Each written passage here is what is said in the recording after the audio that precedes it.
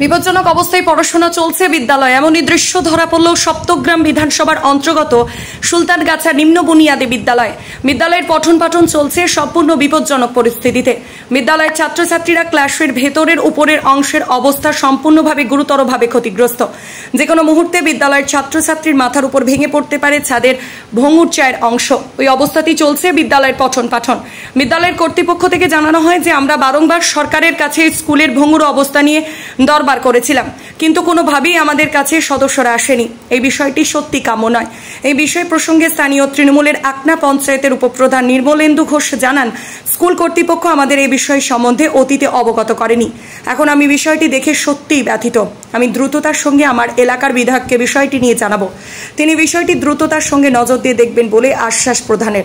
বিজ্ঞাপন লাইভ এবং যে কোনো রকমের খবরাখবর জানাতে যোগাযোগ করুন নিউজ অগ্নি দপ্তরে 9903070007। ব্যুরো রিপোর্ট, নিউজ অগ্নি। নামে নয়, কাজে সাংবাদিকতা।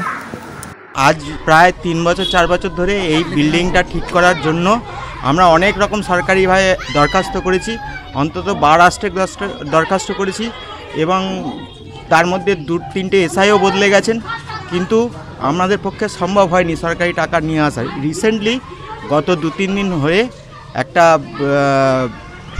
হয়েছে, সেইটা আমরা করার চেষ্টা করছি। বিপদ ঘটতে পারে আমরাও জানি। আমাদের সমস্ত কিছু আমাদের সরকারি ব্যবস্থার মধ্যে আমরা নতভাবে থাকার চেষ্টা করি সব সময়। আজকে যদি সরকারি পয়সা আসতে লেট করে বা সরকারি টাকা স্যাংশন না হয়, সেখানে কিন্তু আমাদের কিছু করার নেই। কি নাম আপনার? আমার নাম বারীন্দ্রনাথ ঘোষ। সরকার বসে রয়েছে বেসরকারি স্কুলগুলোকে পাহারা দিতে, সুতরাং সরকারি স্কুলগুলোর অবস্থা এরকম হবে তো আর নতুন কিছু নয়। যাবতীয় যা সুযোগ সুবিধা পাচ্ছে সব বড়লোক বাপের বেটারা পাচ্ছে। গরিবের ঘরে শিক্ষা প্রায় নিভে গেছে বললে চলে।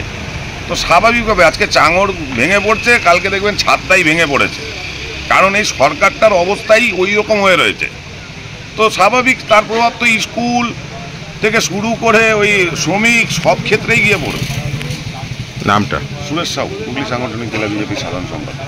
স্যার, কি বলবেন এই জর্জরিত অবস্থাতে ছাত্ররা ক্লাস করছে এই স্কুলে, যে কোনো মুহূর্তে বিপদ হতে পারে, কি বলবেন? না স্যার, এটা শিফটিং করে দিয়েছি আমি। বাচ্চারা ওর মধ্যে যাচ্ছে না, যেখানে দেওয়া চালের উপরটা ধসে গেছে সেখানে বাচ্চারা থাকছে না। আমি 2টো রুমে 6টা ক্লাস করেছি। দেখা যাচ্ছে বাচ্চারা দেখুন এইভাবে টেবিল তুলে কি বলবেন এটা?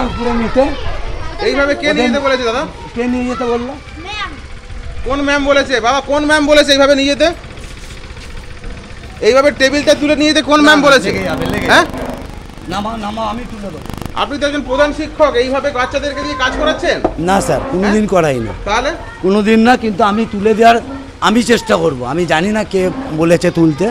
আপনার ভেতরে যে ক্লাসরুমের অবস্থা, সেখানে কাল অবধি এইভাবে ক্লাস হয়েছে এবং সেখানে বাচ্চাদের ব্যাগও রাখা ছিল। না, ব্যাগ রাখা ছিল, আমি সেফটিং করে দিয়েছি সঙ্গে সঙ্গে। ক্লাস হয়েছে, কালকেও ক্লাস হয়েছে। সে না, ওইখানটা আমি চাই পুরো সাবধানভাবেই কাজ করার চেষ্টা করি। এই যে স্কুলের এইভাবে অবস্থা, যে কোনো মুহূর্তে চাঙড় অবশ্যই আমিও চেষ্টা করছি এটা স্যাংশন করানোর জন্য, এটা যাতে বিল্ডিংটা হয়। আমি প্রচুর দরখাস্ত করেছি, আপনাকে দেখাতে পারি। এখন একটা নির্দিষ্ট প্রক্রিয়ার মধ্যে আছি, আমার বিল্ডিংটা হবে। আমি জানি। আপনি কাউকে জানিয়েছেন উদ্বোধন কর্তৃপক্ষকে? সবাই দেখে গেছে, সবাই জানে। সবাই জানে। তাতেও এইভাবে বাচ্চাদেরকে ক্লাস করাচ্ছে না? ক্লাস করাইনি তো, ক্লাস হচ্ছে না। না, কালকে অবধি ক্লাসের ব্যাপার নেই। ওখানে ছবি আমার কাছে আছে, ওইখানে না, ওইখানে কাউকে যেতে দিচ্ছি না। ওইখানে আমি পুরো শিফটিং হয়ে গেছি। ওখানে ওই অন্য ক্লাসে যেতে গেলেও 2টো ক্লাস যেতে হচ্ছে আপনাদের। বাচ্চাদের তো মাথা না, হ্যাঁ ওইটা দিয়ে যেতে হলে ওখানটা আমি ব্যবস্থা করছি। তখন কবে করবেন? এখনই করে দেবো। এখনই করবেন? কি নাম আপনার? শিবশঙ্কর রায়। ইয়েস। আপনি এই স্কুলের হেড টিচার? বলবেন, আপনি তো এই এলাকার উপপ্রধান। এই এলাকায় স্কুলের এই জর্জরিত অবস্থা, যে কোনো মুহূর্তে বিপদ হতে পারে। আমি দেখলাম আসলে ব্যাপারটা কি জানেন তো, স্কুলের সমস্ত এই বিল্ডিংয়ের ব্যাপারটা সবটা তো আমাদের নজরে আসে না। আর আমরা এটা কিন্তু আমাদেরও দায়িত্বের মধ্যে পড়ে, কিন্তু আমরা হয়তো সবটা ভারত বা প্রত্যক্ষভাবে এগুলো পরিদর্শন করি না। আর স্কুল কর্তৃপক্ষ এগুলো আমাদেরকে জানানো উচিত বা দৃষ্টিতে আনা উচিত। আমি নিজে দেখে আমি খুব ব্যথিত। আমার ঊর্ধ্বতন কর্তৃপক্ষ এবং আমাদের এমএলএ সাহেবকে বিষয়টি আমরা অবগত করব। আশা করি এই বিষয়ে খুব তাড়াতাড়ি সমাধান সূত্র আমরা বার করে নিতে পারবো, কারণ উনি হচ্ছেন আমার এলাকার উন্নয়নের কাণ্ডারে। বিভিন্ন জায়গায় আমরা প্রপোজাল পাঠিয়েছি, যথেষ্টভাবে সহযোগিতা হেল্প করেছেন। আর স্কুলের ব্যাপারটা স্কুলের বাইরে থেকে আমরা দেখি, আলোচনা করি, সবটা বলি, কখনো কখনো সুবিধা অসুবিধা আমরা দেখে দিই। আর যেহেতু স্কুলের একটা বিল্ডিংয়ের ব্যাপার, এই বিল্ডিংটা সম্পূর্ণটা আমাদের অগোচরে থাকে না। কখনো কখনো স্কুল হেড টিচার বা স্কুল কর্তৃপক্ষ যারা দায়িত্বে আছে তারা যদি আমাদেরকে জানায়, দৃষ্টি আকর্ষণ করে, আমরা অবশ্যই বিষয়টা নিয়ে তদারকি করতাম, দেখতাম। যাক, আপনাদের মাধ্যমে খবরটা পেলাম, এটাও আপনাদেরকেও ধন্যবাদ যে অনেকগুলো বাচ্চা বিপদ ঘটতে পারত। তো আমরা এটা নিয়ে তদারকি করছি, খুব শীঘ্রই এটা আমরা উচ্চতর কর্তৃপক্ষের মধ্যে দিয়ে সুব্যবস্থা করার দায়িত্ব গ্রহণ করছি। নামটা? আমার নাম নির্মল ঘোষ, আগনাথ পঞ্চায়েত।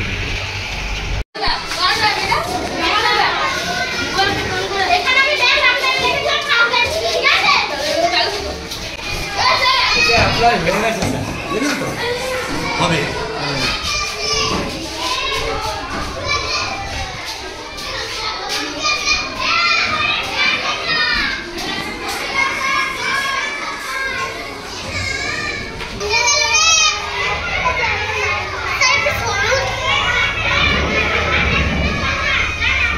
আবার এখন একবার রিপেয়ারিং হয়ে যেত স্যার, আবার খুলে থেকে এই কোনো শান্ত হয়ে গেছে, শান্ত হয়ে